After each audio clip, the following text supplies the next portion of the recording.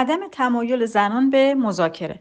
میخوایم ببینیم که چرا اصولاً خانم‌ها دوست ندارن وارد گفتگوی کاری بشن و تمایلی به داشتن مذاکره کاری از خودشون نشون نمیدن. توی مطالعات بررسی شده و به این موضوع رسیدن که خانم‌ها به دلیل داشتن ترس از ناخوشایند بودن و عدم مطلوبیت برای طرف مقابل مذاکره وارد پروسه مذاکره نمیشن. حالا چرا این ناخوشایندی رو احساس میکنن و چرا احساس میکنن که شاید مطلوبیت نداشته باشن؟ چون اونها احساس میکنن که شاید ظاهرشون برای طرف مقابل مذاکره ناخوشایند باشه، یعنی یک ضعفی توی ظاهر خودشون احساس میکنن، یا رفتارشون مناسب نیست، باز به رفتارشون شک دارن که شاید رفتار مناسبی نداشته باشن، و یا میزان تخصص و مهارتشون به اندازه لازم مناسب نیست برای طرف مقابلشون. بنابراین توی این سه دسته وقتی احساس ناخوشایندی میکنن، حس ترس درشون ایجاد میشه و ناخودآگاه دوست دارن که پروسه مذاکره رو رد بکنن